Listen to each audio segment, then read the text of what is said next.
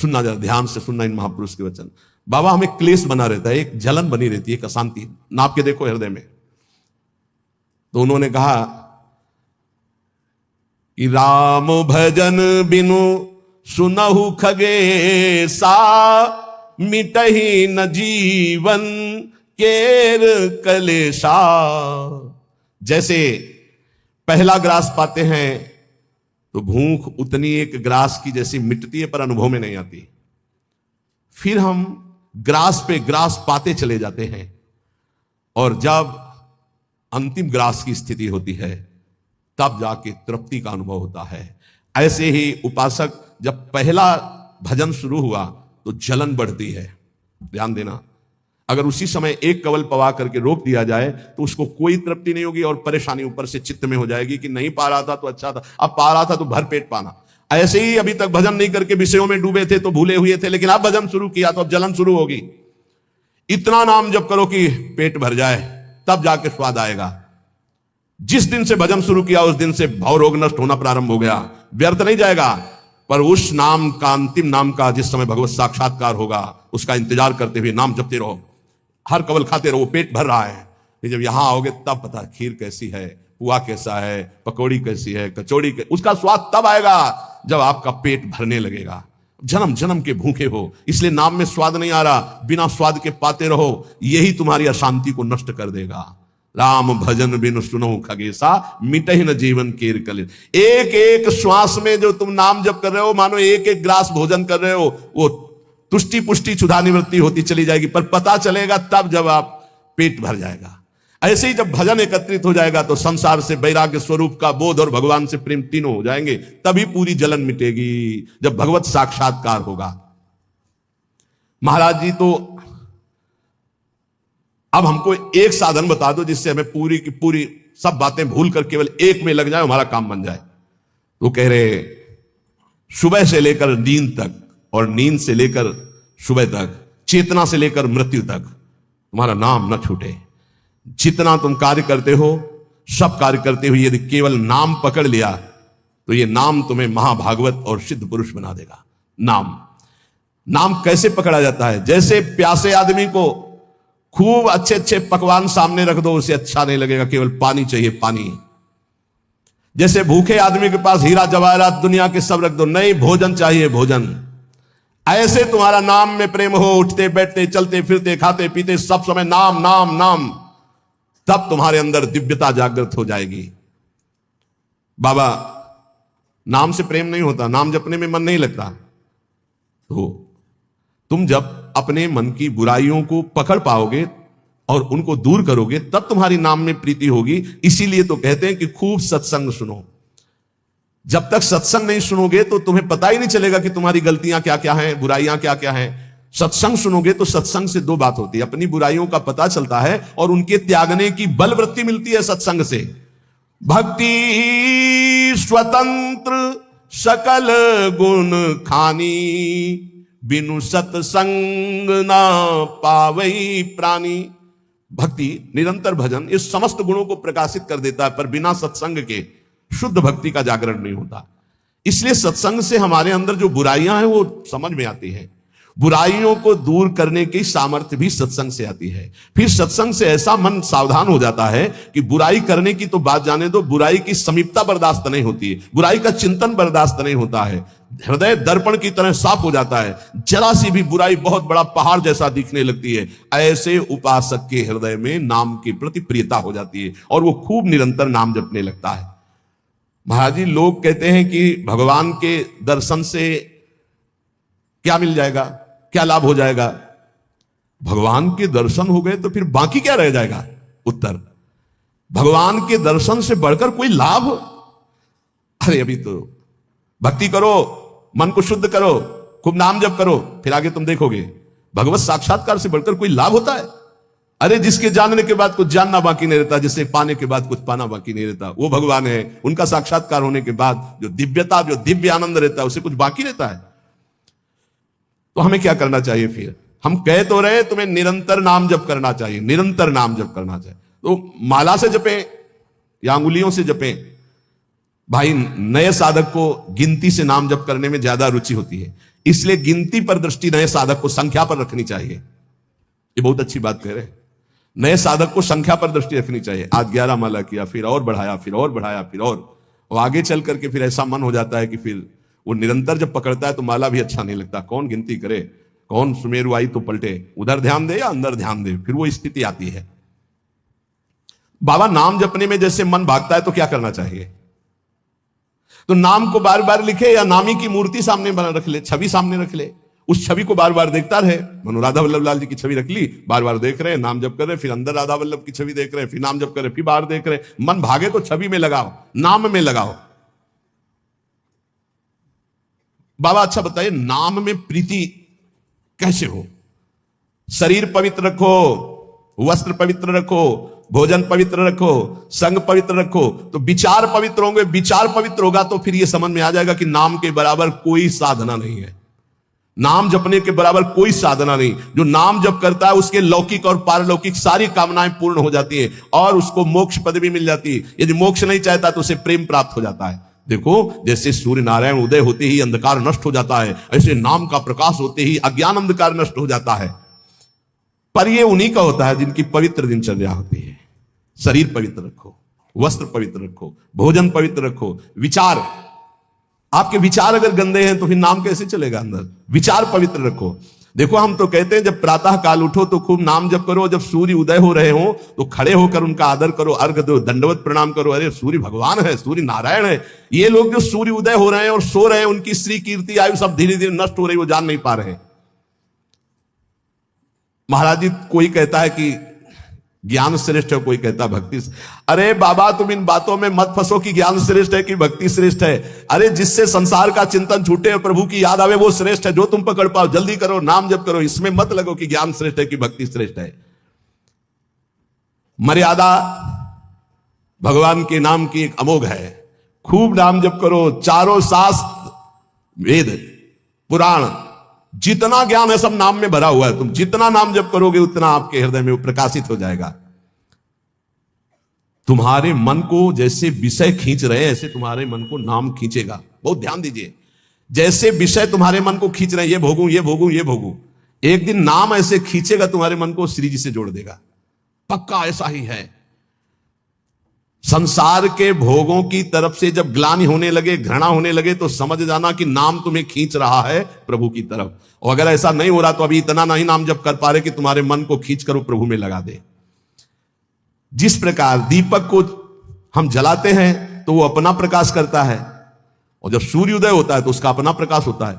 तो अन्य साधक सब दीपक की तरह प्रकाश करते हैं, और नाम जब प्रकाश करता है तो सूर्य की तरह प्रकाश करता है।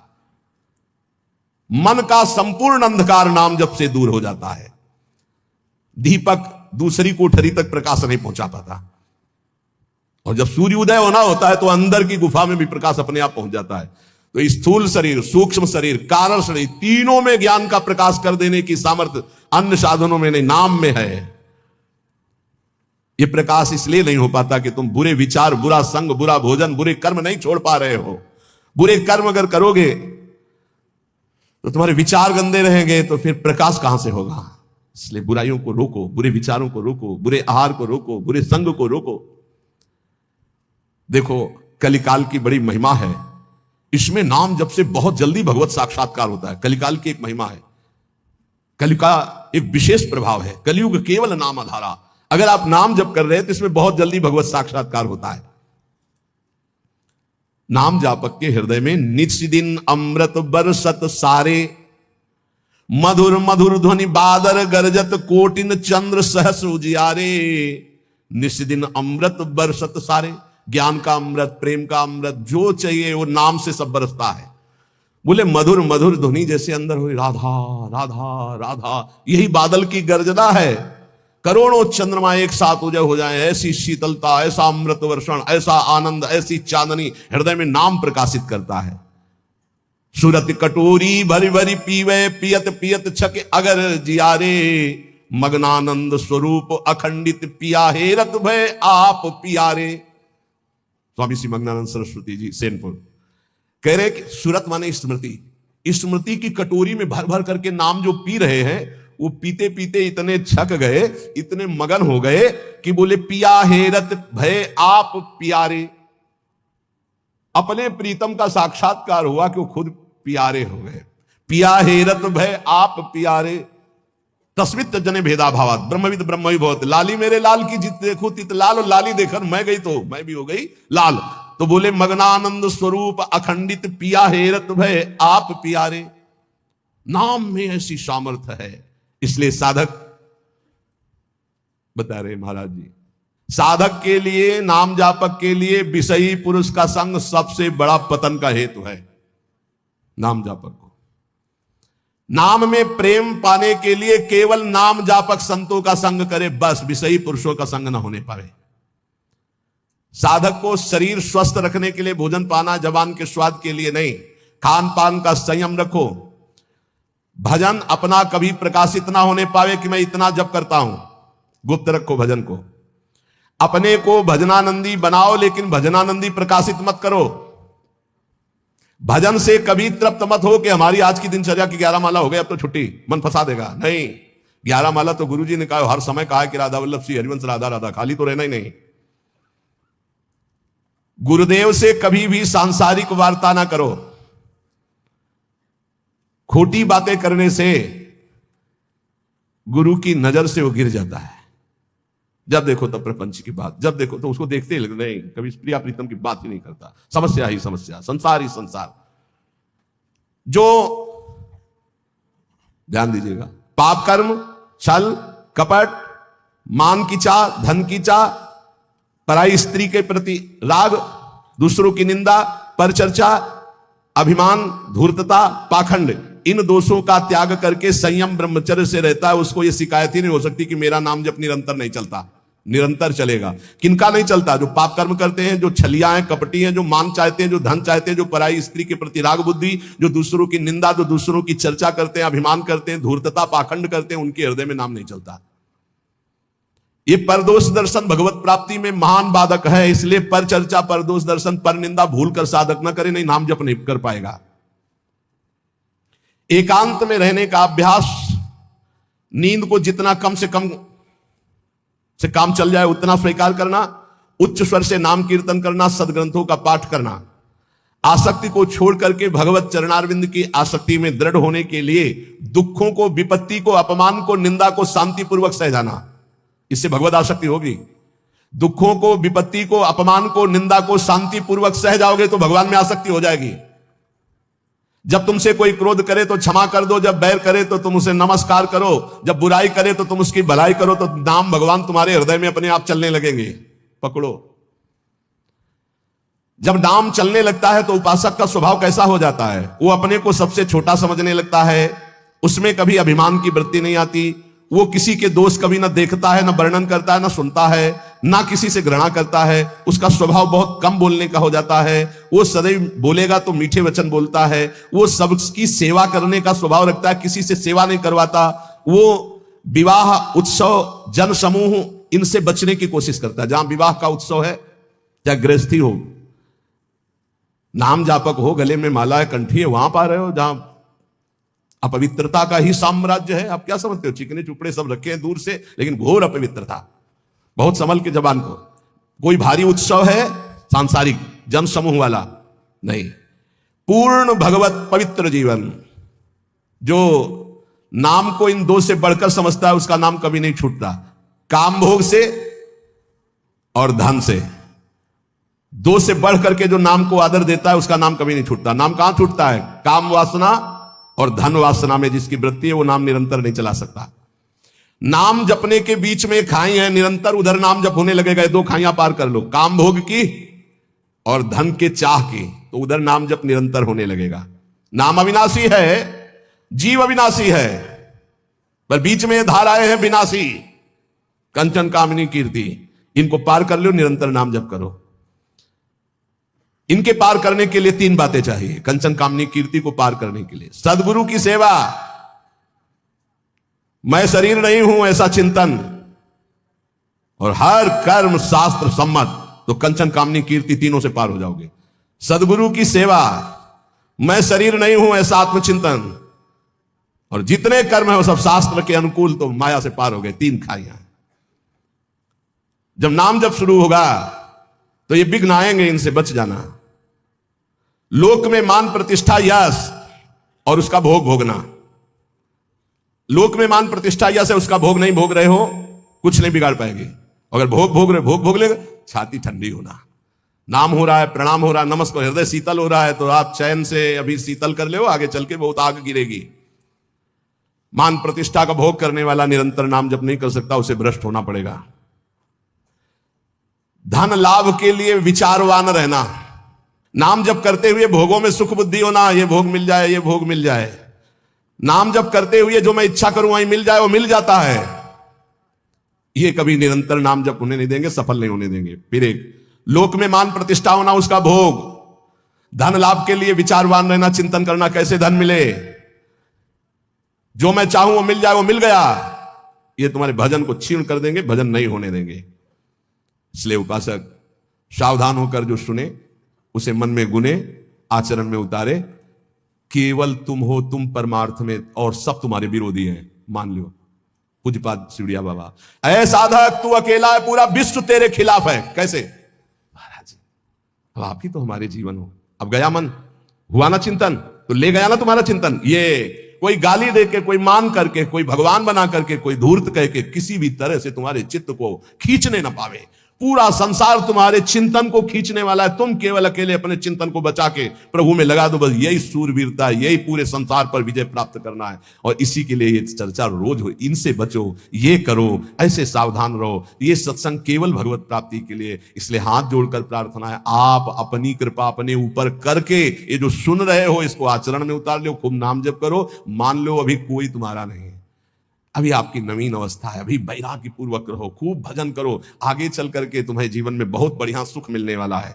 ऐसा आनंदमय सुख जो किसी के संग की जरूरत नहीं पड़ेगी। और आज तुम ऐसे कमजोर बन जाओगे तो कल बहुत रोने वाले हो, कोई तुम्हारे आंसू पूछने वाला नहीं। यहां जो आंसू पूछने के लिए आता है ना, वो ऐसा और एक दर्द पैदा करता है कि और चिल्ला के रो, कोई आंसू पूछने वाला नहीं। संसार में अगर तुम्हारे कोई आंसू पूछे तो बचना, वो पूछेगा कम, ऐसी व्यवस्था और कर देगा कि तुम अभी तो धीरे से रो रहे, फिर और रोगे। ये संसार है। अगर आंसू पूछने के लिए आए तो केवल प्रिया लाल आवे तो विश्वास करना, अन्यथा तब तक अपने आंसुओं को पूछने मत देना किसी को। हमारी बात समझ लेना। कोई बहुत प्यार दुलार दिखा रहा है, बहुत बचो है, उसकी दृष्टि में कुछ तुम्हारे पास जिसके लिए वो तुम्हारे आंसू पूछ रहा है। तुम्हारे आंसू नहीं पूछ रहा है, वो अपनी कोई ना कोई वासना, कोई ना कोई इच्छा, कोई ना कुछ देख रहा है तुम में, इसीलिए। और जिस दिन तुम केवल प्रियालाल का इंतजार, जिसने बांधा है वही छोड़ेगा, जिसने रुलाया है वही आके पुचकारेगा। हमको इंतजार उनका करना है, तब तक रोना बंद नहीं करना है। बिन रोए किन पाइया प्रेम पियाला मीत, एकांत में बैठ के रो, लाख समझाते हैं। अपने लिए दुनिया रो रही, बड़े बड़े मोटे आंसू गिरते हैं तो लालच लगता है ये आंसू तो श्री जी के लिए। श्री जी की चर्चा में कभी नहीं रोना। कितने को ऐसे देखा है, श्री जी की बात पर श्री जी के लिए कभी नहीं रोना, और अपनी जरा सी बात पर तो इतने बढ़िया आंसू गिरते हैं, मोटे मोटे आंसू। अपनी प्रतिकूलता, अपनी अनुकूलता के लिए रोना आता है। ए भाई, ये संसारिक लक्षण है। भक्त के कभी आंसू भगवान के सिवा कहीं और गिर नहीं सकते, ये पहचान है। काट डालो तो भी आंसू नहीं आएंगे, उसके आंसू सिर्फ बिके हैं भगवान के लिए। अगर उसके आंसू ढलकेंगे, निकलेंगे तो केवल प्रियालाल के लिए। तो ऐसे बनो, प्रियालाल के लिए रो। संसार में कोई आपका नहीं है। ये हमारी बातें आपको लगेंगी कि हमारे तो बहुत है प्यार करने वाले, तो धिक्कार है भी तुम्हारी बुद्धि तुम्हें धोखा दे रही। जिस समय पवित्र बुद्धि होगी उस समय देखोगे एक हरि के सिवा कोई प्यार करने वाला नहीं। इसलिए हमारी प्रार्थना मान लो, ये 4 दिन की चांदनी है जो सभा लगी है, ये स्टेशन है। अपनी अपनी गाड़ी आई, छूट जाएगी, निकल जाओगे। तुम भी टिकट लेके बस ऐसे बैठे रहो कि मुझे बातचीत करते हुए समय व्यतीत करना है। किसकी बातचीत? प्रिया प्रीतम की। जाना हमें श्री जी के पास है। पता नहीं आप लोग ठान क्यों नहीं रहे कि मुझे जाना है श्री जी के पास। तैयारी है प्रिया प्रीतम के पास जाने की? तैयारी कर लो, हम कह रहे हैं तैयारी कर लो। एकदम गाड़ी आएगी, एकदम। और ये इतनी रफ्तार की गाड़ी है कि सेकंड भर इंतजार नहीं होता कि दस्तखत कर दो। इसमें छूट नहीं है कि दस्तखत कर दो, लड़कवा दौड़ के आ जा ले दस्तखत करवा ले, ऐसे नहीं है। गाड़ी आई तो बस निकलो। और ये पहले से चयन कर लो, पहले से पता लगा लो, पहले से तैयारी कर लो कि तुम टिकट कहां के लिए हो। कहीं की टिकट है नहीं है तो फिर जो टिकट मिलती है वो नरक की फ्री मिलती है, तत्काल वाली। पहले से ये बुक कराई जाती है, निकुंज जाना है कि वैकुंठ जाना है, पहले से बुक होती है। और यहां सब निश्चिंत हैं। तो जो टिकट उस गाड़ी में मिलती है एकदम, तो एकदम वाली वो मिलती है, हम आपको बता रहे, नरक वाली मिलती है फ्री, तत्काल। वो तो तुम गाड़ी में भी बैठ जाओगे तो मिल जाएगी, फ्री मिल जाएगी। अगर कहीं पावर लगा के मिलती तो वैकुंठ की, कैलाश की, साकेत की, गोलोक की, इनकी पावर, और अगर कृपा से मिलती तो वृंदावन धाम की मिलती। तो टिकट है आपके पास वृंदावन धाम की? ए भाई है? हाँ। अब बताओ आपकी टिकट में क्या लिखा है? हमारी माई। अगर ये टिकट है तो हम पहले से तैयार हैं निकुंज के लिए। ये बात ध्यान रखना। ये वृंदावन में बैठ के कह रहे हैं, आपने भी हाथ उठा दिया है। हमारी सबकी गति कहां है? श्री जी के चरणों में। हमारे पास टिकट है। अब हम कल कहेंगे तुमसे, अगर सत्संग में ये दोष है तो नरक जाओगे। तो आपको पहले टिकट देख लिया अपनी, आप मत मानो ना हमारी बात, है ना टिकट। अब हम कल परसों सत्संग में कहेंगे, जैसे द्वंद्वातीतो विमत्सरः सिद्ध्या सिद्धो समभूत्वा लाभालाभ हो जाए। अगर यह स्थिति नहीं है तो आप नरक जाओगे। तो आपको तुरंत अपनी टिकट देखनी है। हमारे माई समाज को व्यास भरोसे कुंवर के नहीं, महाराज किसी और के लिए बोल रहे हैं, हमारे लिए नहीं बोल रहे हैं। हम तो श्री जी के पास जाएंगे, पक्का विश्वास है। बोल राधा वल्लभ लाल की।